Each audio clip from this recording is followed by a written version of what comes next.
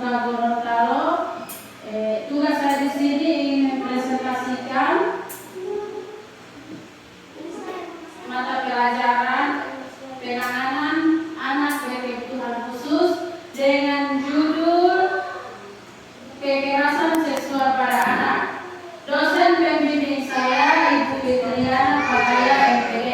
Baiklah, untuk mempersingkat waktu, saya akan menjelaskan sedikit apa itu kekerasan seksual pada anak. Kekerasan seksual pada anak memiliki akibat yang sangat beragam. Beberapa anak cemas terhadap topik seksual dan menghindari interaksi dengan orang dewasa. Sementara beberapa anak lainnya akan terkorupsi pada topik seksual dan mencoba membicarakan topik tersebut. Secara terus-menerus, anak akan mengalami penetrasi pada vagina atau anus. Anak mengalami rasa sakit sehingga menampilkan perilaku yang canggung. Oke, sama ibu-ibu sudah tahu apa itu kekerasan seksual pada anak. Selanjutnya, dampak kekerasan seksual pada anak itu pelecehan terhadap anak. Pelecehan terhadap anak itu yang terjadi kepada keluarga yang memiliki orang tua yang memiliki nafsu yang tinggi. Secara psikologis, anak tidak hanya berpotensi mengalami trauma berat berkepanjangan, namun juga pertumbuhan pola pikir akan terganggu. Gangguan pola pikir sangat mungkin mempengaruhi gangguan pikiran seksual. Jadi anak itu tidak mau aja DP pikiran, jadi melayang DP pikiran karena dia kan masih kecil toh. Di sini dia umur 18 sampai 18 tahun. Jadi dia itu DP pikiran di kampung lain atau di alam lain. Indikator fisik yang pertama itu orang itu harus melaporkan seksual orang tua atau orang dewasa lainnya. Orang itu harus melaporkan kejadian ini kepada orang lain karena orang anak itu mengalami kekerasan seksual. Terlihat mengalami kesulitan dalam berjalan atau ketika duduk. Jadi DP cara berjalan itu beda, tidak sama dengan biasanya. Terjadi perubahan berat badan secara mendadak. Dia yang jadi pertama di badan normal, tidak akan normal lagi. Biasa dia itu gede, jadi dia semua jadi kurus.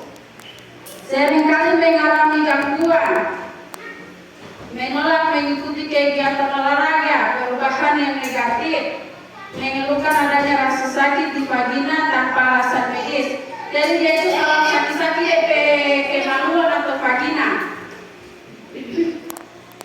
Indikator perilaku. Indikator perilaku itu yang pertama dia menunjukkan perubahan pada perilaku dan aktivitas di sekolah secara mendadak. Memulai aktivitas seksual dengan anak-anak lain, terutama mereka yang lebih muda. Selalu pada seakan-akan ada sesuatu yang buruk yang akan terjadi. Jadi dia itu karena sudah pakai kekerasan seksual, dia sudah membangun taman dengan yang laki-laki, dengan laki-laki, karena dia sudah mengalami kekerasan seksual. Dan ada gejala kekerasan seksual itu dia mudah marah karena dia sudah merasakan yang tidak wajar dia rasakan, jadi dia selalu marah-marah. Selalu merasa tidak aman, dia tidak mau lagi membaik-baik dengan utama laki-laki. Terutama dia itu mengalami gangguan tidur, mimpi buruk, ketakutan. Ada rasa malunya besar karena apa? Karena dia itu yang tadinya masih fresh, lantaran dia suka akan baju itu, jadi dia sudah fresh lagi, rasa malu, takut, pokoknya sudah frustasi lagi. Cara penanganan. Yang pertama, orang itu harus mendidik dia agar bagaimana dia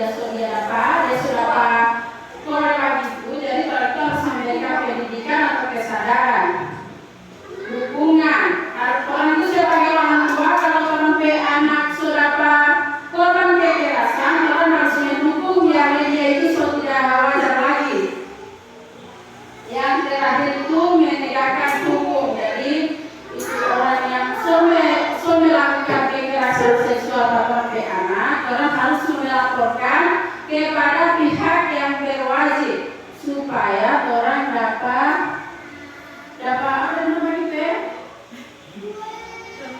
Ini gua ada yang tahu. Dapat berlindung supaya orang ada keadilan. Oke, keadilan.